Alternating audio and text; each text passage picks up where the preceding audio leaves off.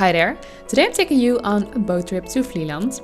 Vlieland is an island on the Dutch coast. It's the smallest inhabited Wadden island in the Netherlands. It has an idyllic village, fast beaches and beautiful natural landscapes, so that makes it a destination you shouldn't want to miss.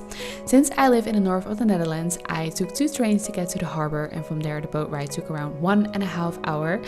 Since I love documenting my adventures in a sketchbook, I brought mine with me. Later in the video I will start painting in it and I will share my result as well. All the information about the sketchbook and art supplies can be found in the description of this video. If you're unfamiliar with the Netherlands, you should know that you are able to visit 5 Wadden islands here. It is a popular holiday destination for Dutchies like me. One of the best things about it is that it is such a nice getaway trip.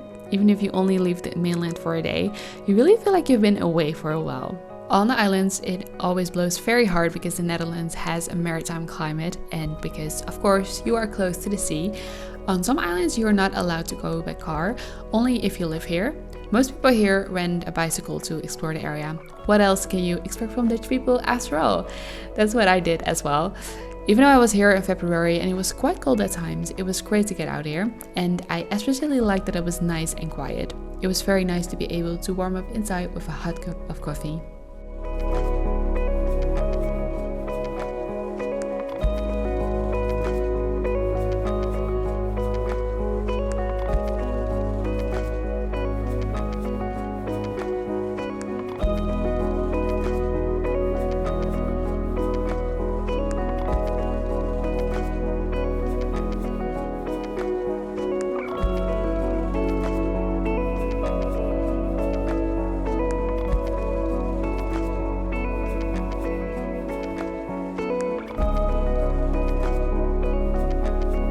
If you know me, you know I love bringing my sketchbook and art supplies on every trip.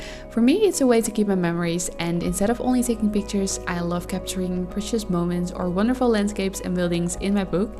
It is the most wonderful thing to flip through my sketchbook after a year and see how many new memories have been added to the book. I brought my art supplies in this bag.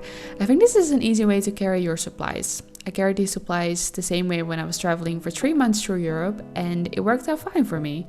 I think you have to be a bit careful with products leaking in your bag, so make sure your bottles have caps on them and that they are tightly sealed. Perhaps it speaks for itself, but make sure as well that you don't leave cups of water lying around. Just to be safe, bring a rain cover that will protect your gear from water if it rains or when liquids do leak. In that case, you can be sure that your belongings won't be damaged along the way.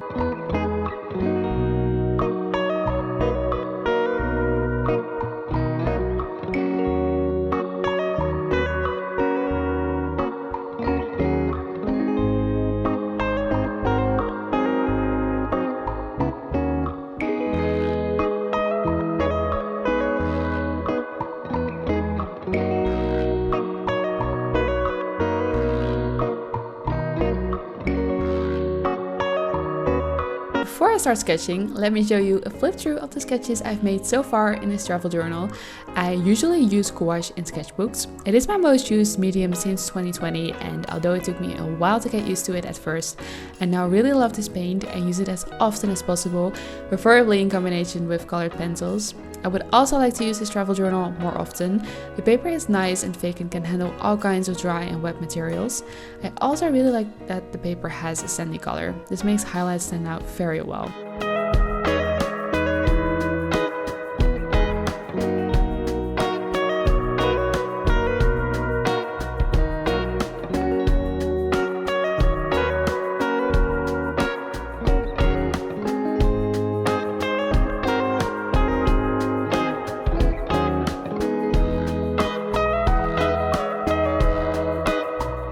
I made a few sketches on location. This is something I really enjoy doing and would definitely like to do more often. I usually only make sketches to determine what my little paintings are going to look like. What reference images do I use and how much do I show of the sky, for example? Where does the horizon end and where do I let the landscape begin? These are questions I ask myself before I start painting, and by sketching I answer these questions in advance so I don't have to worry about them later. It was pretty cold though, and the sun was about to set, so I decided to just stick to sketching and continue painting inside the next day. And that's where we are now. I decided to show you the process of me painting these pages from start to finish because I like to give you an insight in how I do it. Now, this took me around 2 hours to paint, so that is just a heads up for you that I'm not able to do this in just 10 or 15 minutes, but you definitely don't have to spend 2 hours. You can also just draw if you have a limited amount of time. It's not about how much time you spend on it, but it's more about how much love you pour in it. Nah, just kidding. That sounds kind of cheesy, but if you only have 10 minutes, you can also make sketches. I just like to spend a little bit more time because I love painting, and keeping a sketchbook is also a way for me to improve my paintings.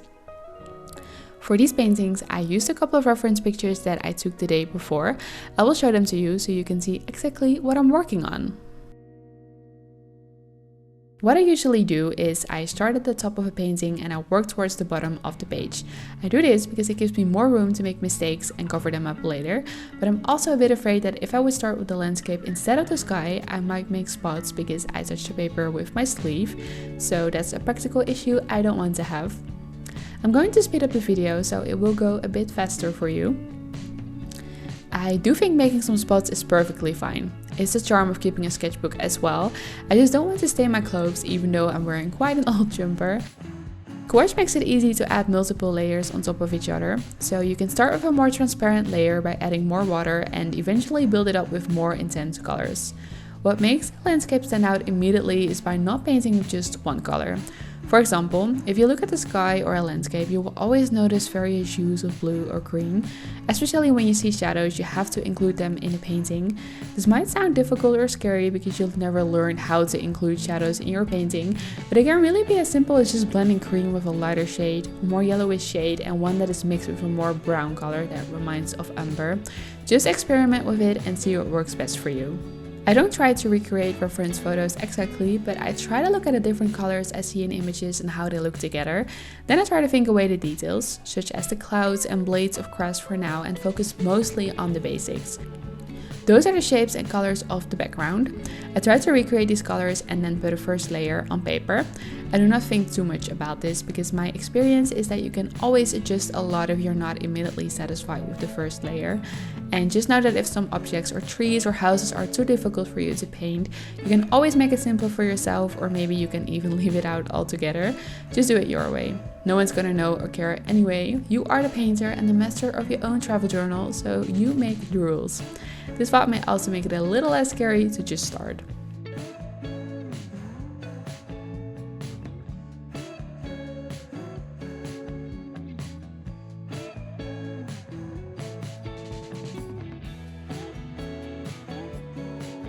Although I apply the paint quite quickly without adding too much water, I make sure to blend the colors on paper some more. By creating a nice transition here, the colors blend nicely and no weird color differences occur. I also sometimes like, especially for the sky, to use my fingertip to blur and blend the colors a bit. This can create quite nice combinations, especially if you combine light blue with a pastel color for a sunset. Be careful not to press too hard or blend too much. Make sure there is not already some paint on your finger by mistake.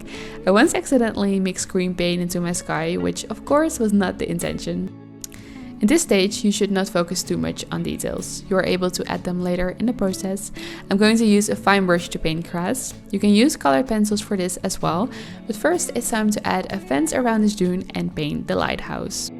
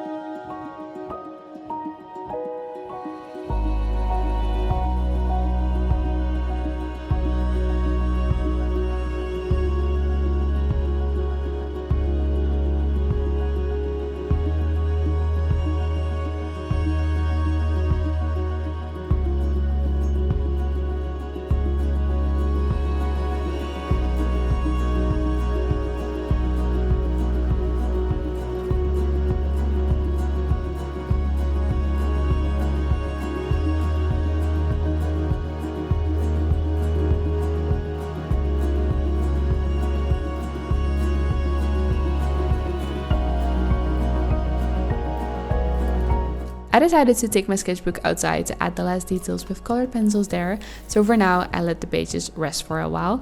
I cleaned my brushes. Be sure not to leave the brushes in water after cleaning. This actually damages the brushes faster and you won't enjoy them as long. Funny enough, I found this out quite late, but I do notice that it makes a big difference and it improves the lifespan of my brushes.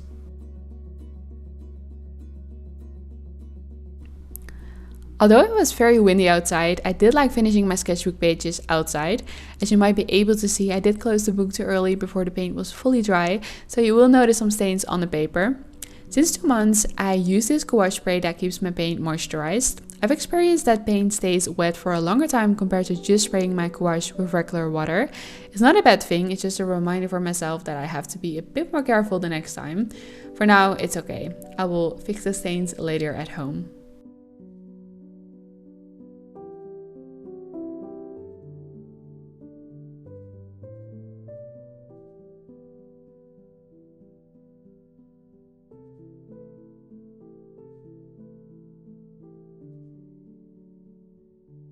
It is almost time for me to go home and trade this island for the mainland again. But in these last minutes I want to show you some video footage of the dunes, a bird watching hut I hiked to, and a sunset on the beach that was beautiful and one of my highlights of visiting Vlieland. I love watching sunsets. Thanks for watching and I hope to see you again soon in another video. Bye bye.